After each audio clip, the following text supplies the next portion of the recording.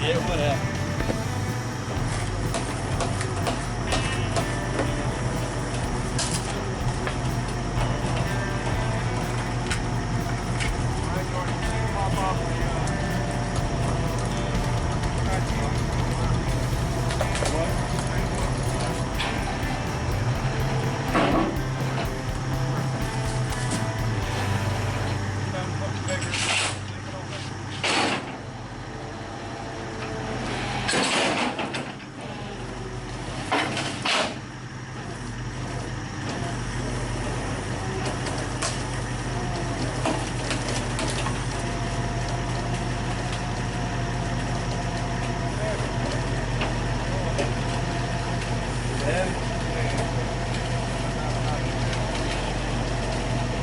You got a bar? You want to work that way?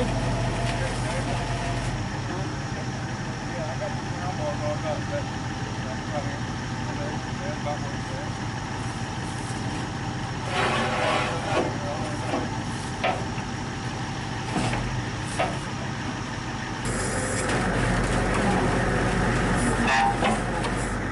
We're going that way. I can look at the time once we get up here.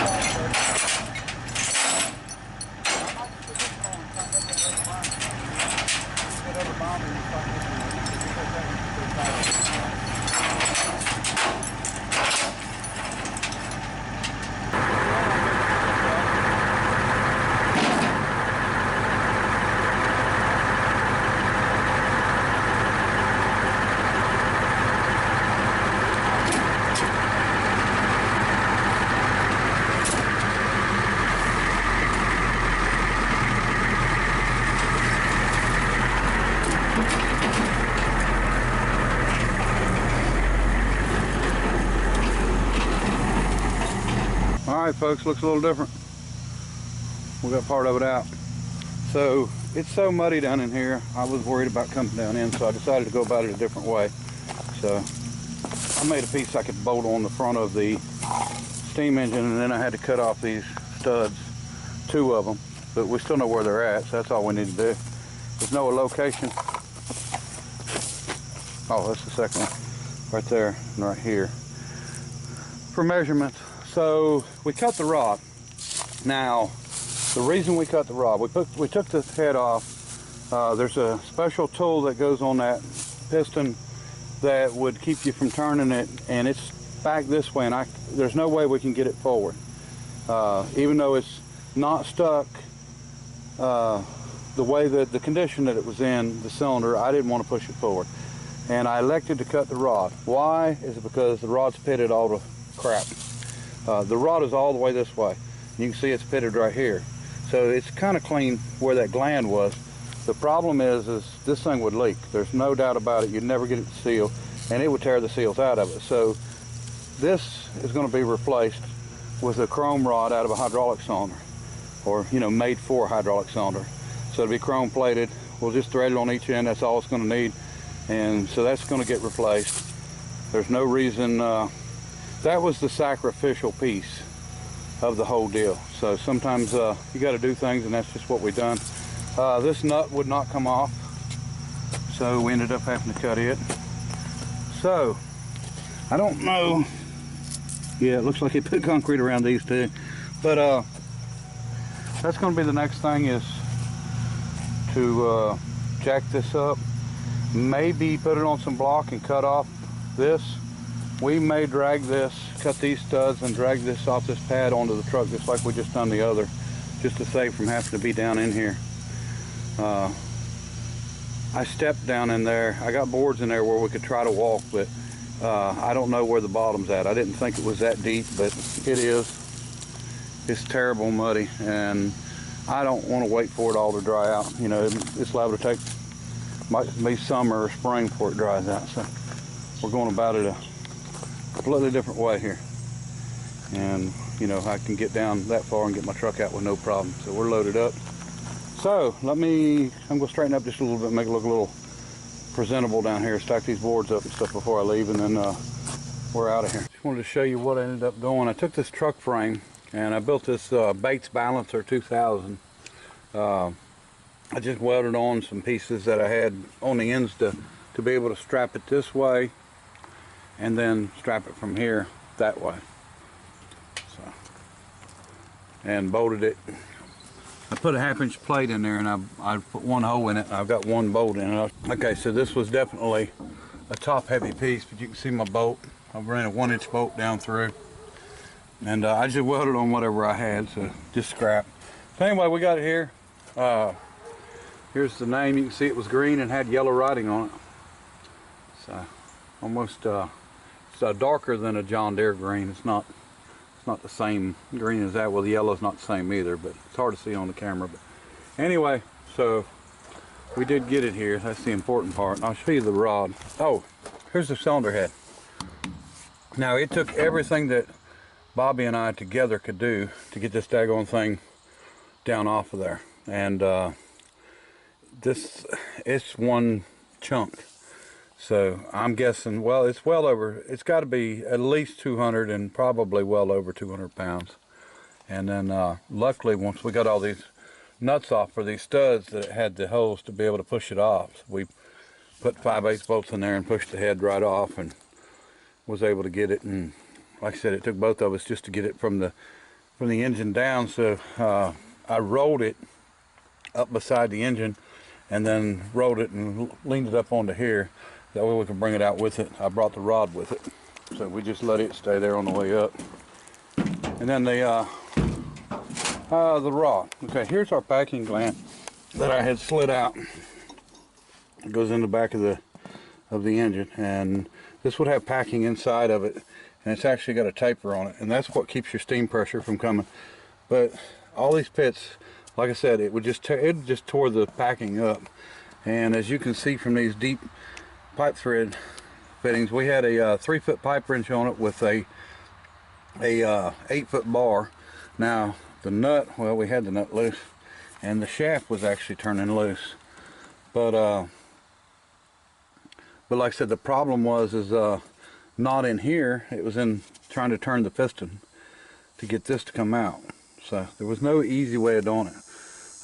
If we took the slides out, this piece was still too wide to fit through this hole. So the only way of doing it would be to take the rod off from the piston. And not being able to get in to do that, not being able to move the piston, we elected to cut that. So I know that people was probably going to say that wasn't the right thing to do, but trust me, it's fitted. It would have never ran. This is just about all the way back that way. And so you can see it would come all the way up to here. This is a 36-inch stroke. So all of this would have been running on that seal, the packing in there, and just tearing it up. So we're gonna make one. Not a problem. This is just 2.5 regular stock, turned down, threaded. It'll be no problem. So anyway, that's where we stand with that. We'll just have to figure out the length from the other piece that's still on the cylinder, and we'll go from there. But we're here with it now. We're going to get it unloaded and get it mated up with the flywheels. And you know, this is going to be the first time in a bunch of years that the flywheels and the engine, or the base of the engine and everything, have been in one place. It's nice to get them back together.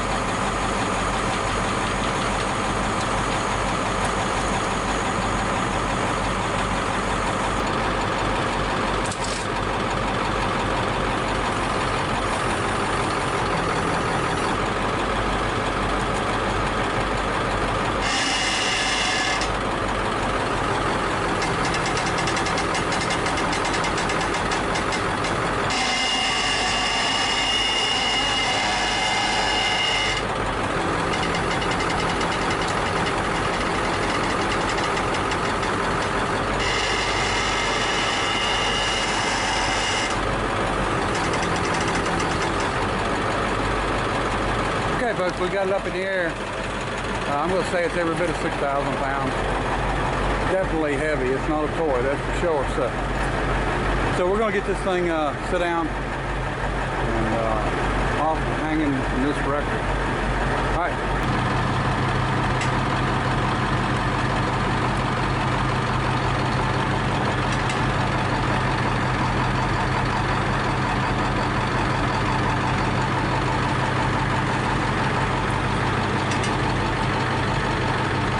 Alright folks, here it is next to the flywheels. So this is sort of our staging lane here. We'll probably do a little bit of work to them and stuff here, but the main thing, everything's going to get taken not 100 yards from here to where we're going to set it up at. It's set up next to not to the road out there, at the edge of my woods there, so that way if people want to stop by and take pictures in front of it or whatever, that'd be fine too. So you know, it's just it's nobody's learning anything with it sitting down in the woods. So we've got Nana CAT scanning it. She's been working on it pretty hard here for a few hours actually, and so far she's approved it. She actually likes it. She's probably going to move her house into one of these holes here, isn't it right, Nana? So anyway,